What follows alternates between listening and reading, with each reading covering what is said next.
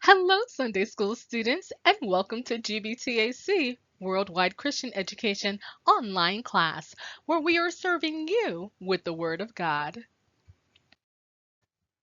I am your teacher for this session, Deaconess Robin Miller, and I come to you by way of the Greater Bethlehem Temple Apostolic Church, located in Cincinnati, Ohio, in the community of Northside, where our pastor is Bishop James Chapman, our First Lady, Lady Robin Chapman, and where we proudly proclaim as a church family, there is a God in Bethlehem, and Jesus is his name.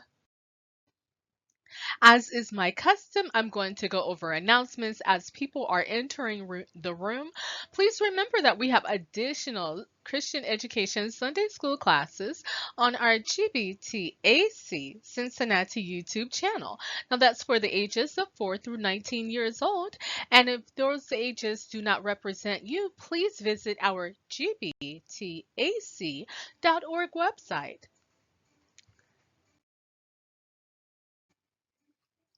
And here it is, an updated version of our web page. So please visit our website, gbtac.org, where you will see the information concerning our Christian education classes. As you can see, we have them via telechurch every Sunday morning as the Lord allows at 9 o'clock a.m. We also have them in person every Sunday morning as the Lord allows at 9:30 a.m. for ages 4 on up. So, no reason for you to deprive yourself of the word, whether you're able to engage virtually or to engage in person. Please come and be a part of your Christian education class and department. Please also consider this your cordial invitation to join us for in-person services and events. On Sundays, we have live worship experience at 11 o'clock a.m. and we also simulcast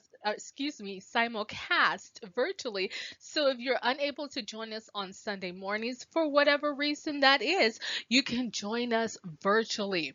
Additionally, on Monday, every Monday, with the exception of holidays or certain scheduled events, we have Monday night prayer.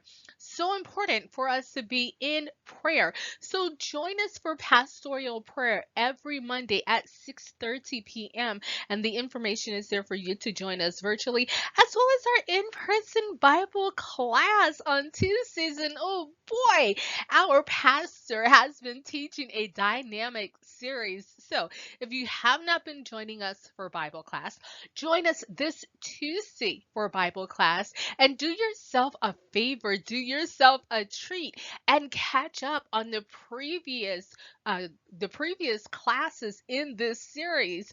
Catch yourself up to this point so that when you join, we're all at the same point. But if you're unable to do that, jump in with 2 feet and just join us on Tuesday. Our pastor is a equipped teacher and he will explain the word. So no matter when you join in this series, you will get an understanding of what is being taught at that particular time. While you're on our website, as you can see, I have it displayed. Please call our prayer line. You are not in this alone. Now, the number that you see, that's the number to our office so that our prayer counselor can get back with you. You do not, I repeat, you do not have to be a member of the Greater Bethlehem Temple Apostolic Church to call and receive prayer. So please remember, you are not in this alone and you can call for prayer.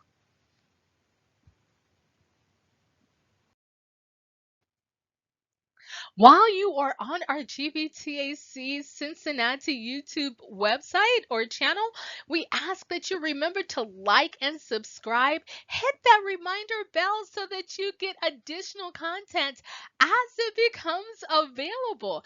And we thank you.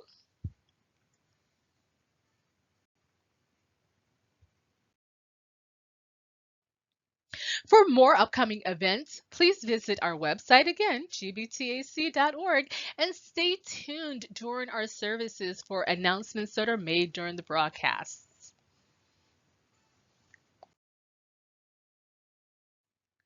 Ta da da! It is time for your homework. You were to read ahead for this week's lesson.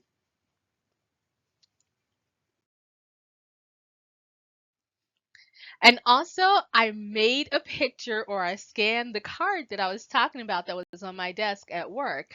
The card that says gratitude is a memory of the heart. So I asked you to think about three things that God gives to you that are priceless.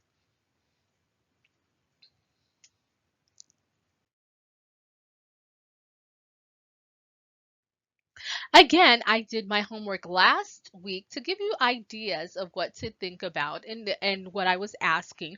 So, here are the three answers that I provided to you last week. One, breathing. You cannot walk into any store and buy breath for your body.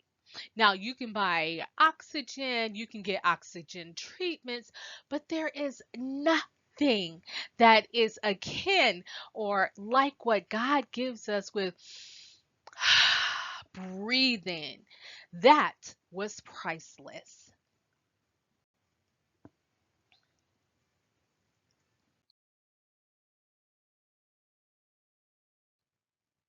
True love, priceless.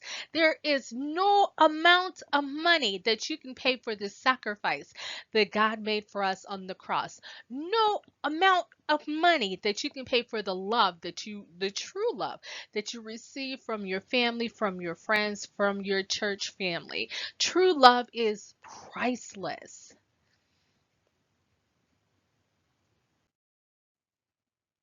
And speaking of family, no amount of money that we can pay for our family. Our family is priceless. Now, I didn't say they were perfect. I said they were priceless. Of course, we can pick out flaws with our family, whatever flaws, large or small, but our family is still priceless. And we don't choose our family. God blesses us to be a part of our family. They are priceless.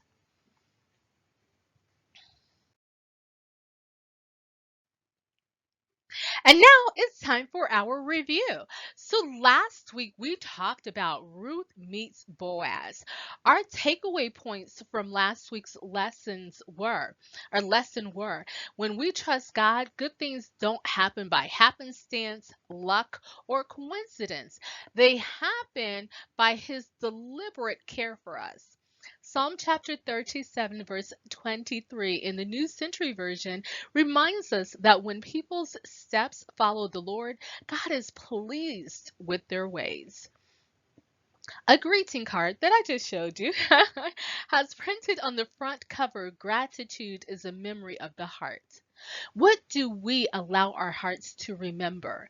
Do we constantly think on what we don't have, perceived offenses, or do we remind ourselves of God's blessings? What do you think Ruth allowed her heart to remember? God's economy is different than man's. When He pays, He may provide to us good health, which is priceless, covering our family in protection, which is priceless, favor, which is far more profitable than money for our sacrifices.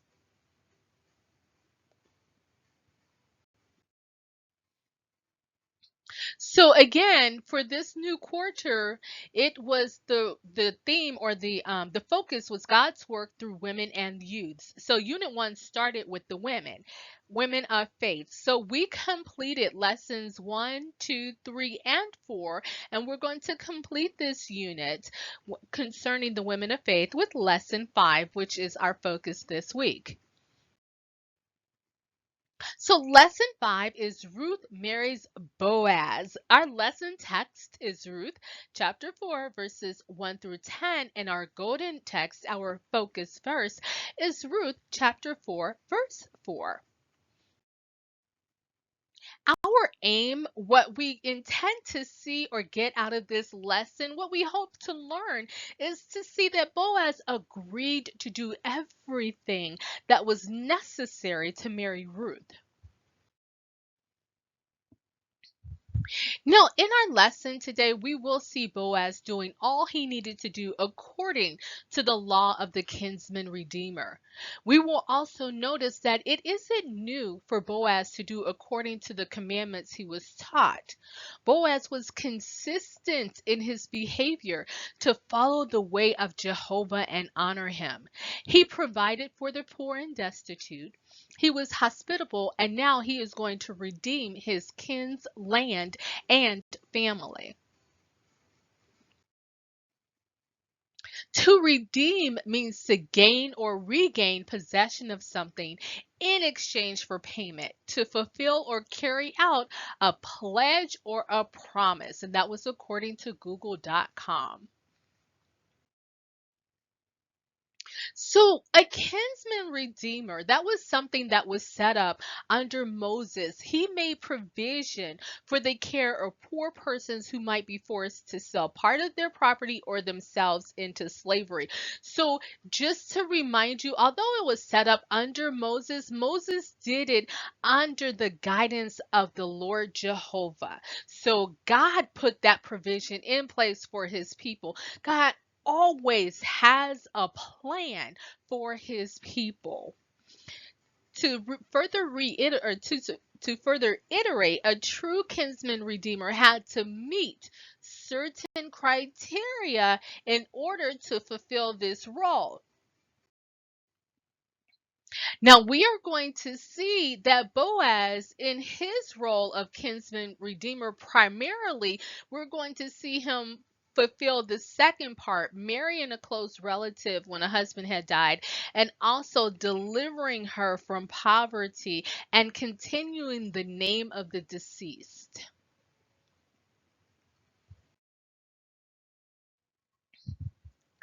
Boaz's redemption of his kin's family and lands provides us a further illustration of God's love, his grace. To remember or to remind all of us, Naomi and Ruth had nothing. They were widows. Naomi had her lands but needed redemption.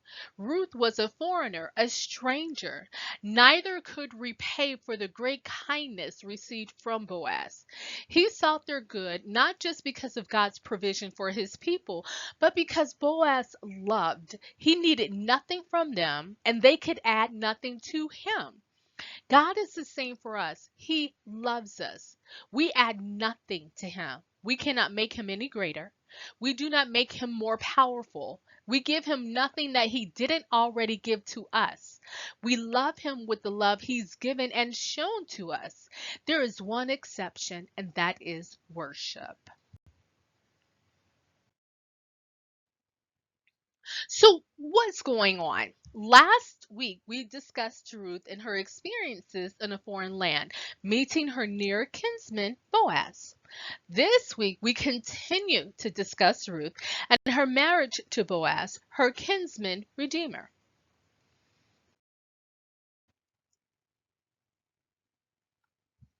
Our lesson text did some skipping, so let's look at and review how we arrived here. Naomi, her husband, and sons moved to Moab to leave a famine in Bethlehem. Naomi's husband and sons die in Moab.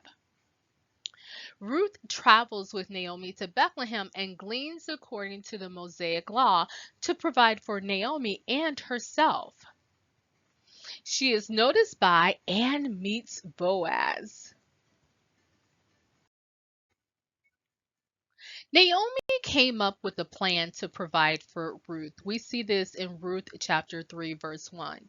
She sent Ruth to Boaz and told her how to let him know that she wanted him to be her husband. In Ruth chapter 3, verse 9, we see that in letting Boaz know that she, meaning Ruth, wanted him to be her husband, she was making a twofold request. One, spread therefore thy skirt over thine handmaiden. In other words, cover me, protect me, shield me from the outside world like the wings of a bird, and provide for me under the covenant of marriage. 2, for thou art a near kinsman. You are a relative who is supposed to take care of me as a guardian, a kinsman redeemer. And we see this outlined in the expanded Bible version. After this request is where our lesson starts. Ruth chapter 4 verse 1, we see Boaz going through the steps of what he needs to do as a kinsman redeemer for Ruth and Naomi. Now, in chapter 3, Boaz explains that he isn't the nearest kinsman, but he will talk to the one that is, and if that man does not carry out the duty of a kinsman redeemer, he will. But either way, we see that Ruth and Naomi will receive provision and their lives will be changed from the efforts of Boaz and the grace of God. God was not blind to the sacrifices Ruth made, nor to the hardships Naomi experienced. I heard a pastor say that perception is one of the biggest problems in the church. Paraphrase. At one point, Naomi, whose name means pleasantness, told people to no longer call her that or refer to her as that, but to call her Mara, meaning bitter, because she no longer had the life she once did. See Ruth chapter 1, verse 20.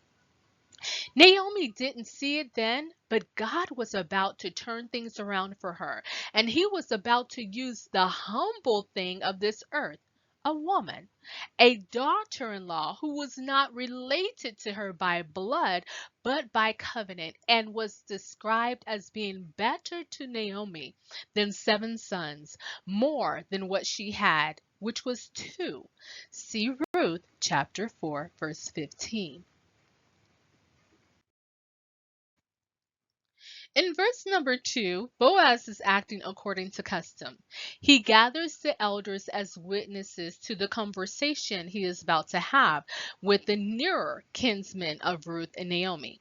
He did this per the principle of Matthew chapter 18 verse 16. The New Living Translation, it reads, "But if you are unsuccessful, take 1 or 2 others with you and go back again so that everything you say may be confirmed by 2 or 3 witnesses." That principle is throughout the Bible. Now, the context of it is accusation. A person was to have more than one witness. Boaz is about to conduct legal matters, and the witnesses are necessary as to the accuracy of what is about to take place. We travel to verse 4, and this is our golden text, and we'll talk about it more later. But one thing I want us to glean now is the consistency and perseverance of Boaz to seek the good of Ruth and Naomi. He lets the kinsman know, if you won't, I will. So tell me your intentions to fulfill your duty. He holds him accountable to his responsibility.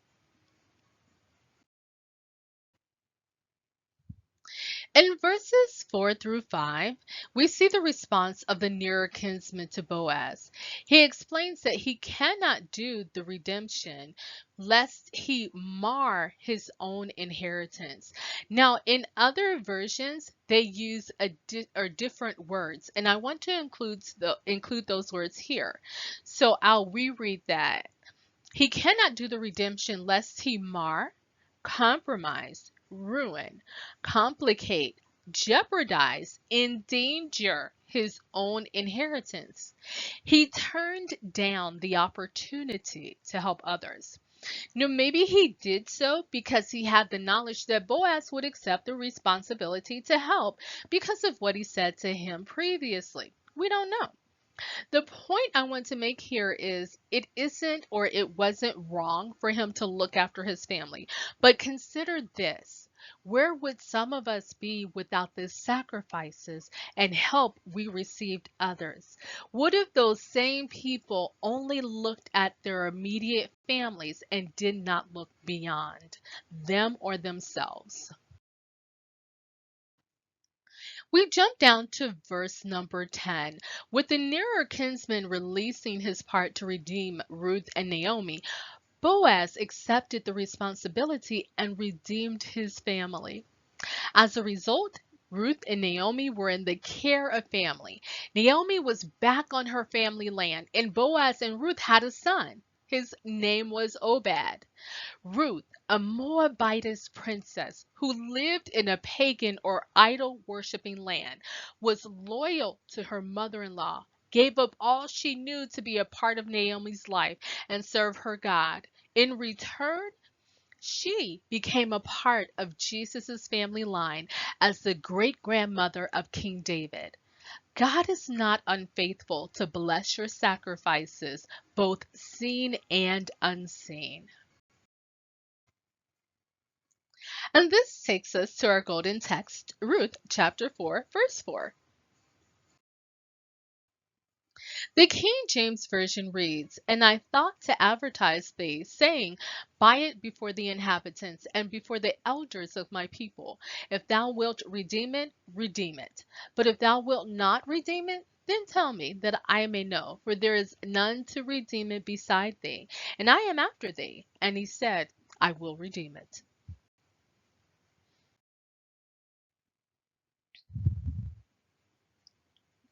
In the CE version, or CE version, Contemporary English Version, it states, "I'm telling you about this since you are his closest relative and have the right to buy the property.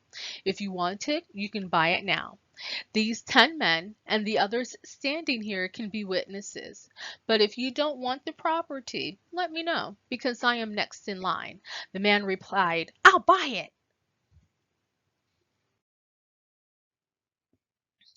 So, for this portion of our lesson, I want to highlight what we haven't discussed about this verse. There is none to redeem it beside thee. The book of Ruth points to and illustrates how Jesus is our kinsman redeemer. No one could have done what God did for us to buy us back or redeem us from the bondage, the slavery, the depravity, the condition of sin, to restore us to Himself. He met the qualifications of being sinless and a perfect sacrifice. He met the qualification of being our near kinsman. He met the qualifications of being willing. Remember Boaz and the nearer kinsman. The nearer kinsman was not willing, but Boaz was willing. He did not do it to add to himself, but for our well being and provision. He loved us. And let's see what we learned today. So, our takeaway from our lesson will be the points of the golden text that we reviewed. And that is to see that the book of Ruth points to and illustrates how Jesus is our kinsman redeemer. No one could have done what God did for us to buy us back or redeem us from the bondage, the slavery, the depravity, the condition of sin, to restore us to Himself. He met the qualifications of being sinless and a perfect sacrifice. He met the qualifications of being our near kinsman. He met the qualifications of being willing. Remember Boaz and the nearer kinsman. The nearer kinsman was not willing, but Boaz was willing. He did not do it to add to himself, but for our well being and provision. He loved us.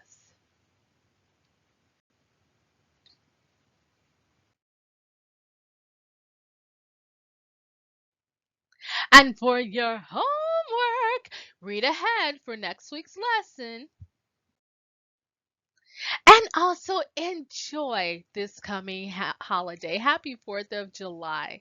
And as you celebrate the freedom of this country, reflect on the freedom that God has given you as a kinsman redeemer.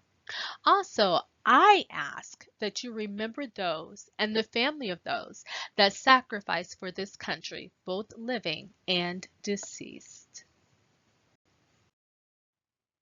And if you are not one of my homework heroes, Here's your opportunity. This is still June. We're going into the latter part of the year. You can have a new beginning and become a part of my Homework Hero squad.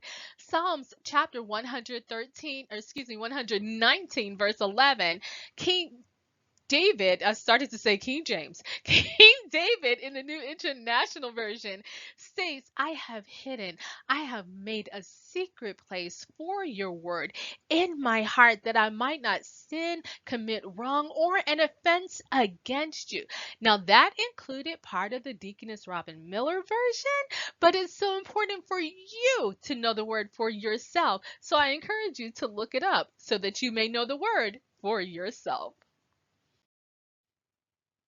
Join me next week when we are going to start looking at our next unit of God using youth. And we start with Hannah gives her son to God. The lesson text will be 1 Samuel chapter 1 verse 20, verses 26 through 28, and also chapter 2 verses 1 through 10. Our golden text, our focus verse will be 1 Samuel chapter 2 verse 2.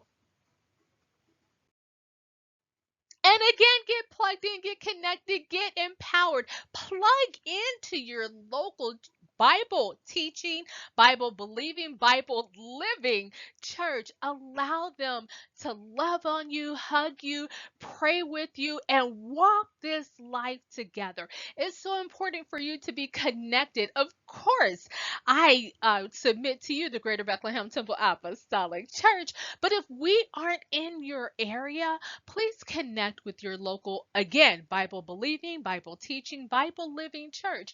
And if you're unsure, give us a call. We fellowship with different churches around the country through the PCAFI, and we can offer you, guide you, provide a recommendation for a local church that's in your area so that you can hug on and be loved by fellow believers.